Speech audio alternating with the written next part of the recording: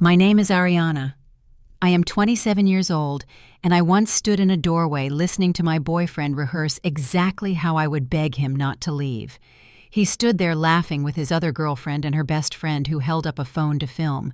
"She will cry, then start begging," he said with such confidence. "She will say she cannot live without me." But he did not know about the envelope in my hands.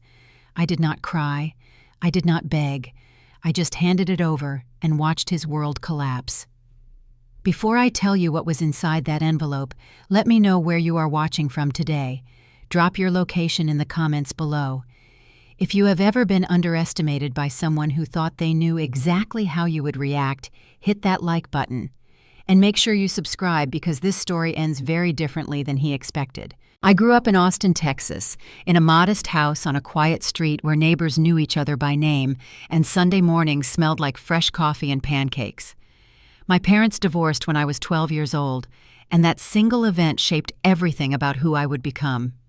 I watched my mother rebuild her life from nothing, working 2 jobs while raising me alone, never once complaining about the hand she had been dealt. She taught me that independence was not just a choice, but a necessity, that relying on anyone too completely was a risk I could not afford to take. So I worked hard. I studied when other kids were out partying. I took internships that paid nothing because I knew they would pay off later. I graduated from the University of Texas with a degree in marketing and a determination to prove that I could make something of myself without anyone's help. By the time I was 25, I had climbed the corporate ladder at a tech company downtown and earned enough to buy my own apartment. It was not huge, just a 1-bedroom place with big windows that let in the morning sun, but it was mine. Every piece of furniture, every decoration on the walls, every dish in the kitchen represented something I had earned through my own sweat and sacrifice. I was proud of my life. I had a career I loved, friends who supported me, and a family that believed in me even from a distance. The only thing missing was someone to share it with.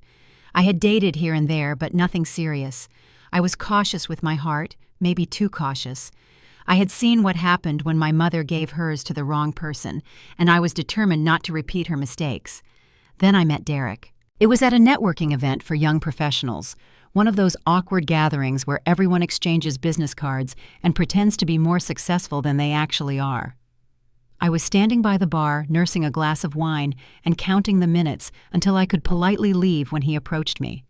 He was tall, over 6 feet, with dark hair that fell across his forehead and a smile that seemed to light up his entire face. He introduced himself as an entrepreneur working on a fitness app that would revolutionize the industry.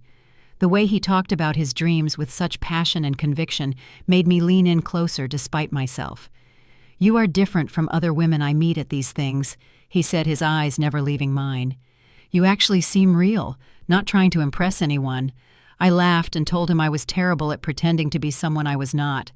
He said that was exactly what he liked about me. We exchanged numbers that night, and by the next morning, he had already texted me 3 times. "Good morning, beautiful. Just thinking about you. When can I see you again?" The courtship that followed was unlike anything I had experienced before. Derek was attentive in ways that felt almost too good to be true. He remembered every detail I mentioned, from my favorite flowers to the name of my childhood pet. He planned elaborate dates that showed he had been listening, taking me to a small Italian restaurant I had mentioned loving as a child, surprising me with tickets to a concert by an artist I had casually said I enjoyed. He told me constantly how much he admired my independence, my ambition, my refusal to settle for less than I deserved. "You are not like other girls," he would say. "You have your own thing going on. That is so attractive." After 6 months of dating, I was convinced I had found the one. Derek was charming, romantic, and supportive. He never made me feel like I needed to change or be less than I was. When I talked about my career goals, he listened with genuine interest. When I had a bad day at work, he was there with a bottle of wine and a willingness to let me vent for hours. So when his startup hit a rough patch and he lost his apartment, I did not hesitate to offer him a place to stay. It was supposed to be temporary. Just a few months, he said, until he got back on his feet. His investors had pulled out unexpectedly, and he needed time to regroup and find new funding. I understood the unpredictable nature of entrepreneurship. I wanted to support him the way a good partner should. He moved in with a single suitcase and a laptop, promising that he would contribute to expenses as soon as his app launched. I told him not to worry about it. I made enough to cover us both, and I believed in his dream. More importantly, I believed in him. Those first few weeks of living together felt like playing house in the best possible way. Derek would wake up before me and have coffee ready when I stumbled out of bed. He would text me sweet messages throughout the day, little reminders that he was thinking of me. At night, we would cook dinner together and talk about our futures, painting pictures of the life we would build once his startup took off. He is going through a tough time, I told myself, but we are building something real. This is what partnership looks like. Looking back now, I realize that those early days were not a glimpse of our future together. They were the bait in a trap I did not even know was being set. The changes started slowly, so gradually, that I almost did not notice them happening at first. It began around the 3-month mark of Derek living with me. His morning coffee routine faded away, replaced by a habit of sleeping until noon, while I was already at the office putting in a full day of work. When I came home exhausted, he would be on the couch in the same position I had left him, laptop open, but usually displaying YouTube videos or some online game rather than anything resembling work. When I asked about the startup, his answers became increasingly vague. "We are in a development phase," he would say, with a dismissive wave of his hand. "You would not understand the technical stuff, babe. It is complicated." I wanted to understand. I asked to see the app, the business plan, anything that would help me feel connected to this dream I was supposedly supporting. But there was always an excuse. "It is not ready yet. I do not want to show you until it is perfect. You will see it when we launch." The financial contributions he had promised never materialized. Instead, I found myself covering everything: the rent, the utilities, the groceries, even his gym membership, which he insisted was essential for his mental health and productivity. When I suggested he might look for part-time work to help out, just until the startup gained traction, his reaction caught me off guard. "So you want me to give up on my dreams?" His voice had an edge I had never heard before. "Work some dead-end job flipping burgers. I thought you believed in me." "Ariana, I thought you were different." I apologized. I actually apologized for suggesting that my boyfriend of over a year might contribute something to the household where he lived for free. The guilt he made me feel was so immediate and so intense that I dropped the subject entirely and never brought it up again. My best friend Sophie was the first to voice what I refused to see. We met for lunch one Saturday, and she did not waste time with small talk. "Girl," she said, leaning across the table with concern etched across her face, "he has been living off you for almost a year now. What exactly does he contribute to this relationship?" I felt my defenses rise immediately. "He is going through a tough time. Relationships are about supporting each other through the hard stuff." Sophie shook her head. "Supporting is one thing, being used is another. When is the last time he did something for you? And I do not mean making coffee or saying nice things. I mean actually sacrifice something or put your needs first." I opened my mouth to answer and realized I could not think of a single example. The silence stretched between us. "I am not trying to hurt you," Sophie said more gently. "I am trying to help you see what everyone else already sees. He is not building a startup, Ariana. He is building a very comfortable life on your dime." We argued, not loudly or dramatically, but with the kind of quiet tension that fractures friendships. I told her she did not understand that she was being judgmental, that Derek and I were fine. She told me she hoped I was right, but that she would be there when I finally saw the truth. After that lunch, I started avoiding Sophie. I also stopped visiting my mother as often because she had made her feelings about Derek clear from the beginning. "He has charming words but empty pockets," she had warned me. "A man who truly loves you will show it through actions, not just pretty speeches." I isolated myself from everyone who might challenge my carefully constructed reality. It was easier than facing the possibility that they might be right. Then came the night that planted the first real seed of doubt. I woke up around 2 a.m. to find Derek's side of the bed empty. The sheets were cold, meaning he had been gone for a while. I heard muffled laughter coming from the living room, so I got up to investigate. Derek was sitting on the couch in the dark, the glow of his phone illuminating his face. He was on a video call with someone speaking in low tones and chuckling at something the other person said. When I stepped into the room, he ended the call so quickly that the phone nearly flew out of his hands. "Just talking to my buddy about the startup," he said, his voice a little too casual. "Could not sleep, so we were brainstorming some ideas." I nodded slowly, but not before I caught a glimpse of the screen. Just for a second, just a flash, but enough to see blonde hair and what looked like a woman's face. "Who was that?" I asked, keeping my voice neutral. His expression shifted from surprise to annoyance in an instant. "Why are you spying on me? Do you not trust me?" "I was not spying. I was just wondering why you are on a video call at 2 in the morning. I already told you. It was about work. Why do you have to make everything into a big deal?" He stormed back to the bedroom, leaving me standing in the dark living room with a knot forming in my stomach. I told myself I was being paranoid. I told myself that Derek loved me and would never do anything to hurt me. I told myself that I needed to be more trusting if this relationship was going to work. But sleep did not come easily that night, and somewhere deep in my gut, a voice I had been ignoring for months started to whisper a little louder. The weeks following that late-night call marked a shift in Derek's behavior that I could no longer explain away. He started going out more frequently, always with perfectly reasonable excuses. Meeting with potential investors, networking dinners, drinks with the guys to talk business strategy. But he never invited me along. "These are business events, babe," he would say when I suggested joining him. "You would be bored out of your mind, just technical stuff that would put you to sleep." He would leave the apartment looking sharp, smelling like expensive cologne that I did not remember buying him, and return late with stories about promising leads and exciting opportunities that never seemed to materialize into anything concrete. And then there were the comments. Small at first, almost throwaway observations that slowly escalated into something more pointed. "You look tired lately," he said one morning as I was getting ready for work. "Maybe you should get more sleep." A few days later, "That dress is kind of plain. Do you not think? You used to put more effort into how you looked." Then, "Have you considered going to the gym more often? I mean, I go every day. It really makes a difference." Each comment was delivered casually, as if he was just making conversation, but they accumulated like tiny cuts on my self-esteem. I started waking up earlier to do my makeup more carefully. I started second-guessing my outfit choices. I started going to the gym during my lunch breaks, even though it meant eating at my desk afterward. I was trying so hard to keep him, and I did not even realize that I was losing myself in the process.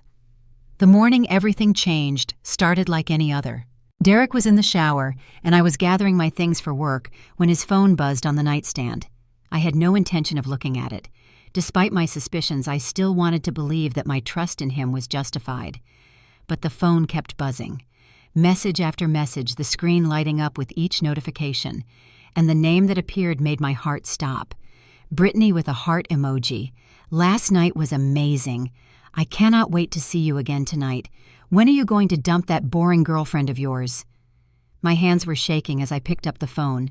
I knew the passcode because Derek had given it to me months ago, back when he still pretended we had nothing to hide from each other.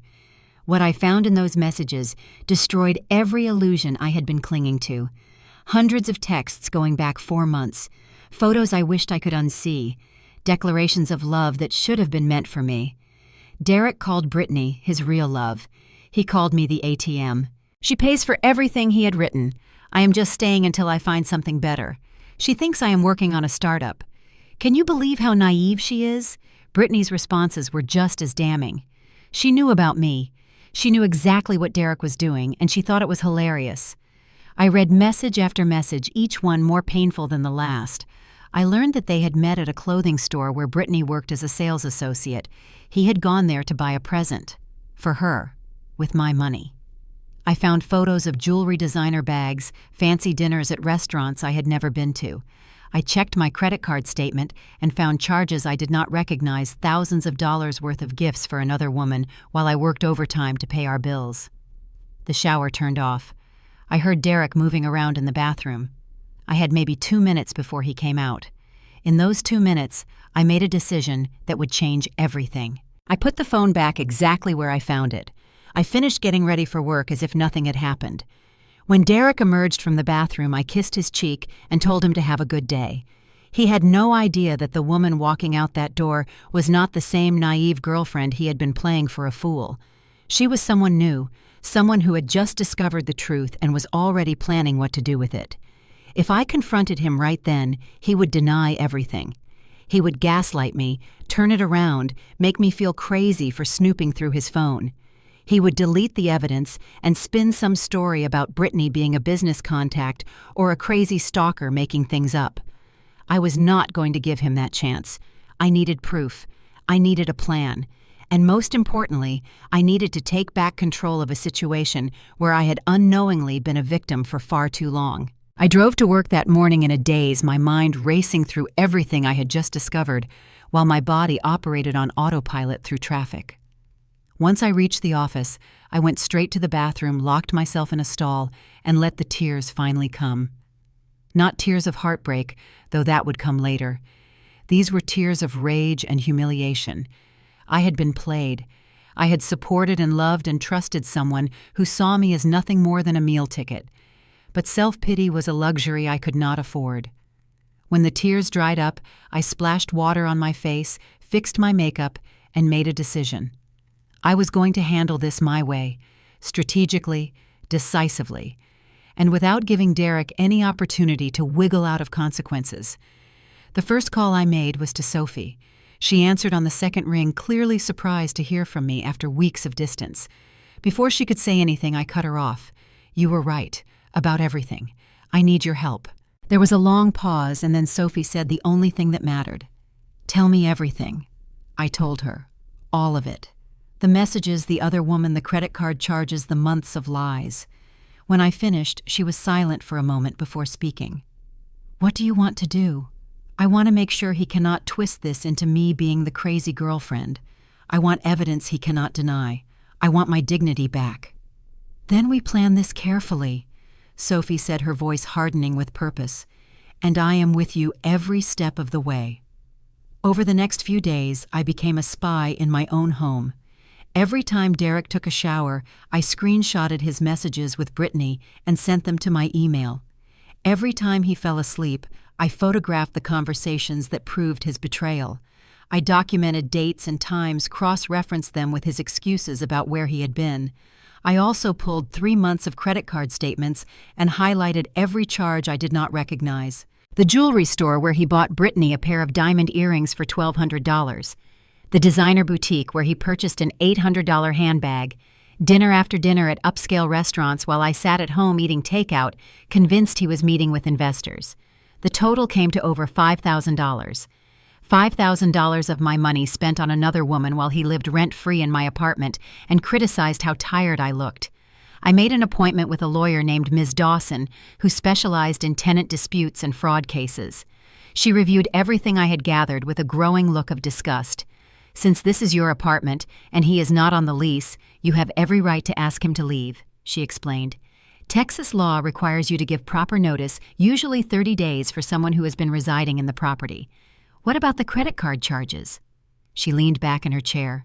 "He used your card without permission to purchase gifts for another woman. That is fraud. You could file a police report if you wanted to pursue criminal charges." I shook my head. "I do not want to send him to jail. I just want him out of my life." Then we prepare a formal eviction notice, and I would recommend documenting everything in writing, including any interactions you have with him from this point forward. "Can I get my money back?" Ms. Dawson sighed. "You can sue him in small claims court. But honestly, if he has no real income and no assets, you cannot get blood from a stone. Sometimes the best outcome is just getting free of the situation." I nodded, accepting that the $5,000 was likely gone forever. But money could be earned back. What I was not willing to lose was my self-respect. That night, I went to an office supply store and purchased a large manila envelope. When I got home, Derek was out at another fake meeting, so I had the apartment to myself. I sat at my kitchen table and assembled the contents carefully. First, the eviction notice that Ms. Dawson had helped me prepare, officially giving Derek 30 days to vacate the premises. Next, printed copies of his messages with Brittany, the ones where he called me an ATM and laughed about how naive I was. Then the credit card statements with the fraudulent charges highlighted in yellow. Finally, I wrote a note by hand on a plain piece of paper. I know everything. Do not bother explaining. Just leave.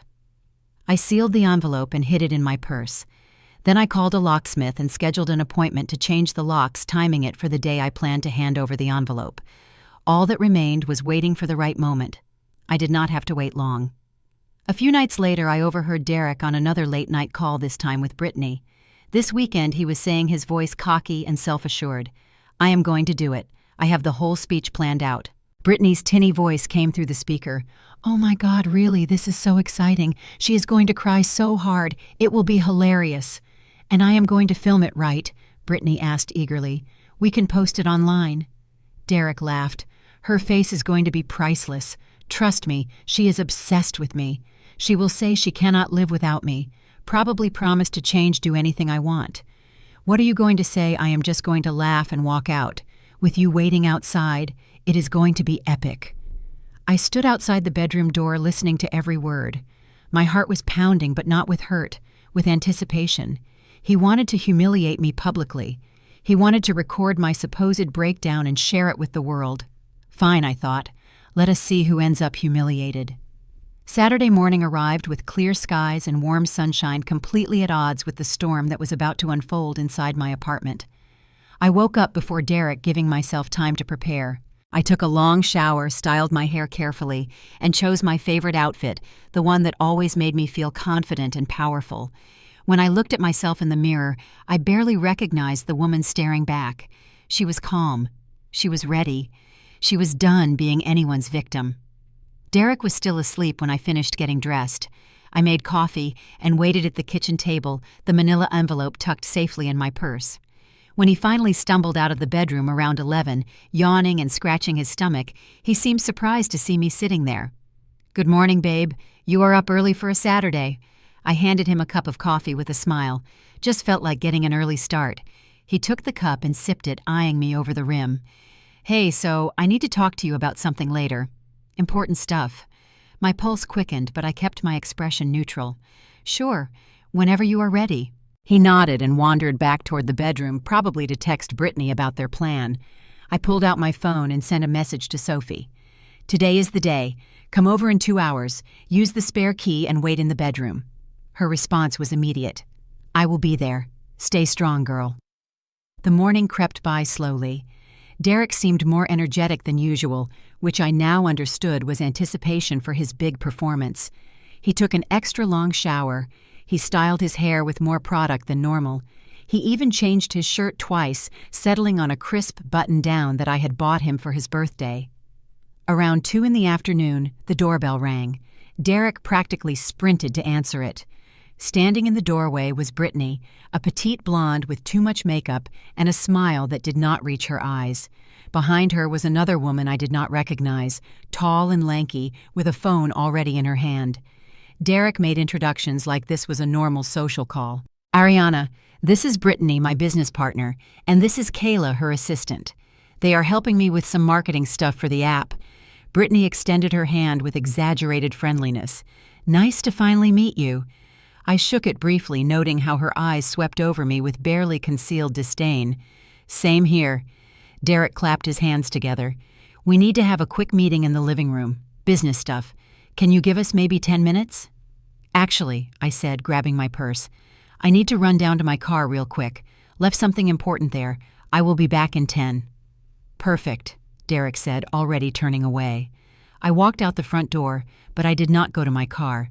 Instead, I circled around to the side of the building where I had a clear view through the living room window, but they could not see me.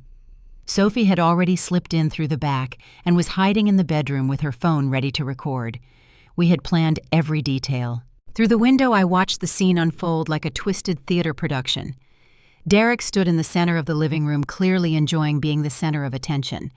Brittany sat on my couch, the couch I had paid for, looking up at him with adoring eyes.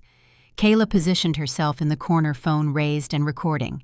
"Okay, so when she comes back," Derek began pacing like an actor rehearsing before opening night. "I am going to sit her down right here. Then I will say, 'Ariana, we need to talk. This is not working out.'" Brittany giggled. "And then what?" "She will cry." Derek said it with absolute certainty. "She always cries. Then she will start begging. Please, Derek, do not leave me. He pitched his voice higher, mimicking what he imagined I would sound like. I will do anything. Just tell me what I did wrong. Kayla snorted from behind her phone. Oh my God, that is so pathetic. I know, right? Derek was grinning now, fully enjoying himself.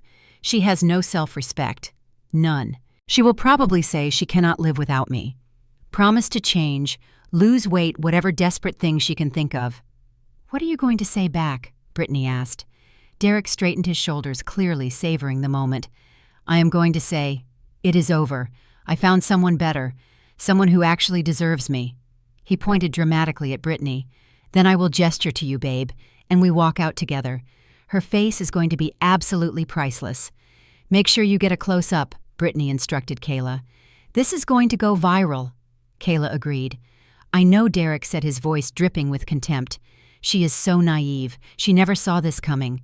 I had heard enough. I walked back around to the front door, took a deep breath, and pushed it open. 3 heads swiveled toward me. For a split second, their expressions froze a mixture of surprise and guilt that confirmed everything. Kayla hastily lowered her phone, trying to hide it behind her back. Brittany's fake smile wavered. Derek recovered first, smoothing his features into casual innocence. Oh, hey, babe, you are back early. I stepped fully into the room and closed the door behind me. My voice was steady when I spoke. I heard everything. Derek's smile faltered. What? What are you talking about? The rehearsal, I said, walking slowly toward him. The crying, the begging, the close-up shot you wanted of my face. Brittany stood up quickly. Look, we can explain.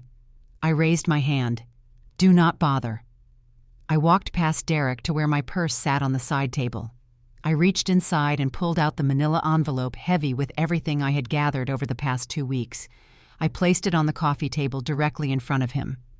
This is for you. Derek stared at the envelope like it might bite him. What is this? Open it. He picked it up slowly, almost reluctantly. I watched his face as he pulled out the contents. First, the eviction notice. His eyes widened. Then the printed messages between him and Brittany. His face went pale. Then the credit card statements with all those charges highlighted in yellow. By the time he looked up at me, the cocky confidence had completely drained from his expression. How did you... I cut him off. You have 30 days to get out. The locks will be changed in 1 hour. His mouth opened and closed, but no words came out. And I have copies of everything, I continued. If you try to twist this story online, if you try to make me look like the crazy ex-girlfriend, I will post my version with all the evidence to back it up. The bedroom door opened, and Sophie stepped out, phone raised and recording. Oh, and I have been recording this whole thing, she said with a satisfied smile, just in case you try anything. Derek looked between us like a trapped animal, his carefully planned performance crumbling around him. Brittany grabbed her purse suddenly in a hurry. I am leaving. Wait, Derek said, reaching for her arm. Where are you going? We were supposed to... Supposed to what? Brittany yanked away from him. Live happily ever after on her money. You told me you were leaving her weeks ago. You said you had savings that the startup was about to take off. I was going to... You have nothing. Brittany's voice was sharp with disgust. You are nothing. I cannot believe I wasted 4 months on a loser like you.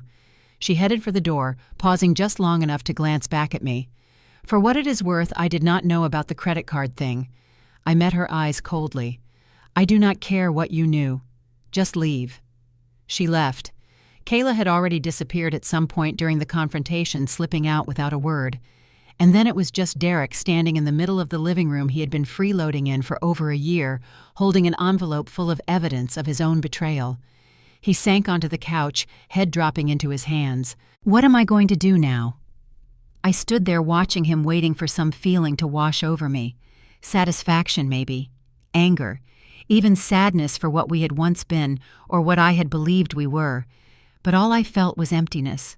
And beneath that emptiness, a small but growing sense of relief. Sophie was still filming, capturing every moment of his breakdown for my protection. Derek did not even seem to notice. You have 30 days, I said, my voice flat. I suggest you use them wisely. He looked up, eyes red-rimmed and desperate. Where am I supposed to go? That is not my problem anymore. I picked up my purse and slung it over my shoulder. You should have thought about that before you decided to humiliate me for entertainment. Ariana, please. His voice cracked. I am sorry. I am so sorry. Can we please just talk about this? There is nothing to talk about. I can explain everything. It was not what it looked like. Brittany meant nothing to me. I actually laughed at that. Nothing. You called her your real love. You called me an ATM. You spent my money on her while I worked overtime to support us both. I was confused. Derek scrambled to his feet, reaching for me. I made mistakes, but I love you. I know I messed up, but we can work through this. I stepped back out of his reach. Do you want to know what is funny? You planned this whole performance expecting me to beg. You rehearsed exactly what I would say, how pathetic and desperate I would be. Ariana, but look who is begging now. His face crumpled. Sophie lowered her phone but kept it ready just in case. I will be staying at Sophie's tonight, I said, heading for the door. I expect you to be packing when I get back tomorrow. He followed me, still pleading. Ariana, wait. We have been together for 2 years. You cannot just throw that away.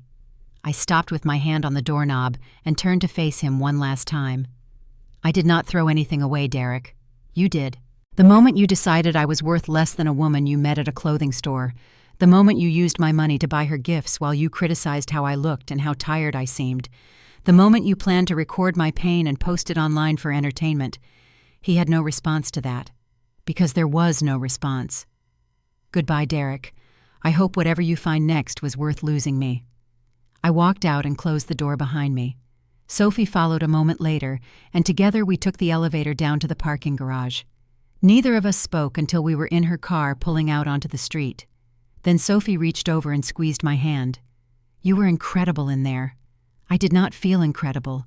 I felt hollow and exhausted and like I might shatter into a million pieces if I let myself think too hard about what had just happened.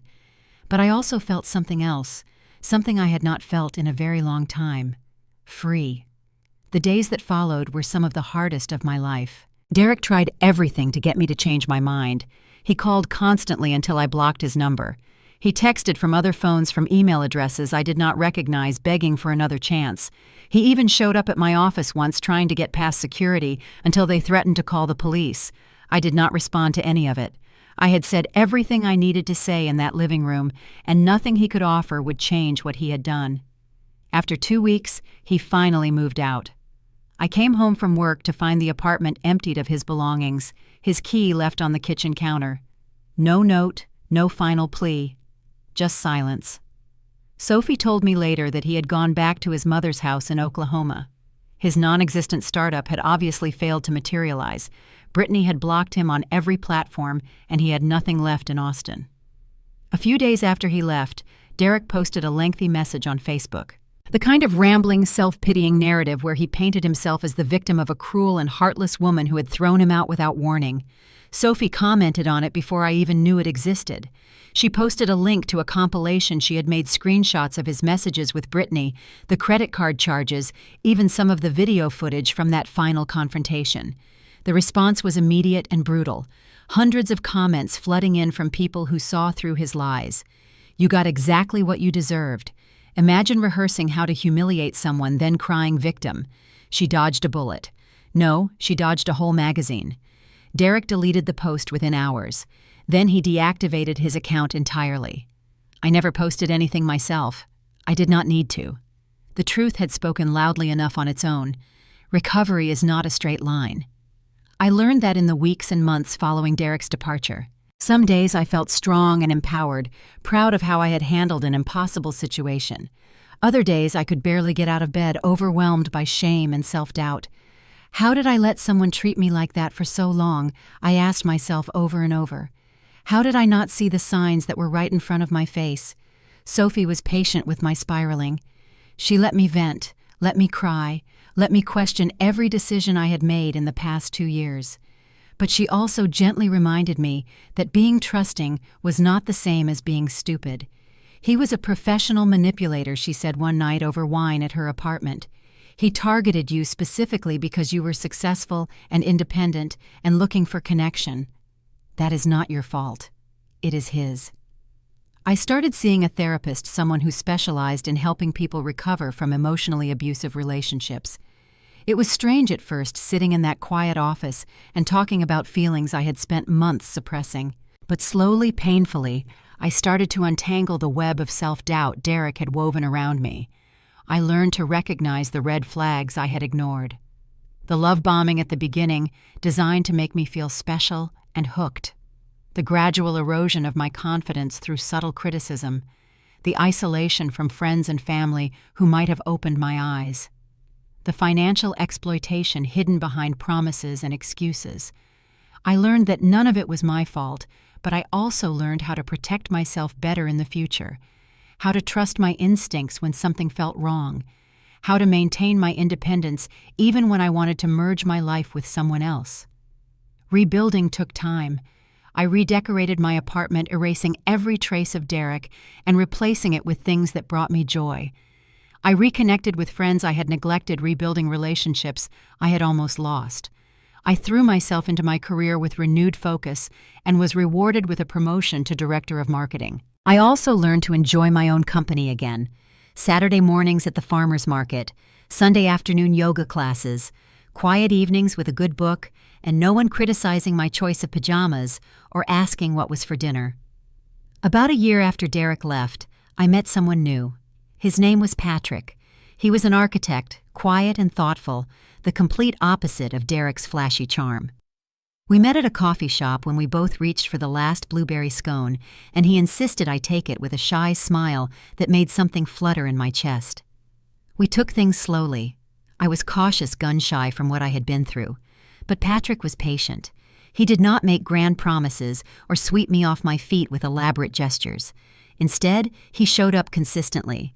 He remembered details without making a show of it. He asked about my work and actually listened to the answers. Most importantly, he never made me feel like I needed to be anything other than exactly who I was. I do think about Derek sometimes, not with longing or regret, but with a distant curiosity about how his life turned out. Through mutual acquaintances, I heard that he was still living with his mother, working part-time at a grocery store, no closer to his supposed startup dreams than he ever was. Brittany, as it turned out, had moved on to someone new within weeks of our confrontation. Derek was devastated, according to the rumors, but I could not muster any sympathy. He had treated me like I was disposable, and in the end, he was treated the exact same way. I do not wish him ill. I do not spend energy hoping bad things happen to him, but I also do not spend a single moment feeling sorry for how things turned out. He made his choices. I made mine. And I am the one who came out stronger. Looking back on everything that happened, I realized that discovering Derek's betrayal was not the end of my story. It was the beginning of a better one. I learned that my worth is not determined by how someone else treats me. Derek saw me as naive, desperate, and easily manipulated. He was wrong about all of it. I learned that standing up for yourself is not drama or pettiness. It is dignity. It is self-respect. It is refusing to accept treatment you do not deserve. I learned that the people who truly love you will never rehearse how to break you. They will never plan your humiliation. They will never see your vulnerability as something to exploit. I also learned that sometimes the best response to cruelty is not anger or tears. Sometimes it is simply handing someone the truth and watching them realize they have lost everything they were trying to hold on to. Derek expected me to fall apart. He expected me to cry and beg and promise to change. He had my entire reaction scripted in his head, and he was so confident in that script that he rehearsed it like a performance. But I was never the woman he thought I was. I was just patient. I was just biding my time. And when the moment came, I showed him exactly who I am. Someone who refuses to be anyone's victim. Someone who walks away with her head held high. Someone who knows her worth even when others try to convince her she has none. If someone in your life is planning to humiliate you, let them plan. Let them rehearse their lines and set up their cameras. Let them underestimate you completely. Then hand them an envelope full of truth and watch their whole world fall apart while you walk away free. Because in the end, the person who holds the truth always wins. So let me ask you this. Have you ever been underestimated by someone who thought they knew exactly how you would react? Have you ever surprised someone by being stronger than they expected? Tell me your story in the comments below. If this story resonated with you, please hit that like button so more people can see it. Subscribe to the channel if you want to hear more stories about strength survival and never letting anyone dim your light. And share this video with someone who might need to hear that they deserve better than how they are being treated. Thank you so much for listening all the way to the end. I truly appreciate you being here with me. I hope you carry something from this story with you. Remember that your value does not decrease based on someone's inability to see your worth. You deserve honesty. You deserve respect. You deserve someone who would never even dream of rehearsing how to break your heart. Until next time, take care of yourselves, and never forget how powerful you are.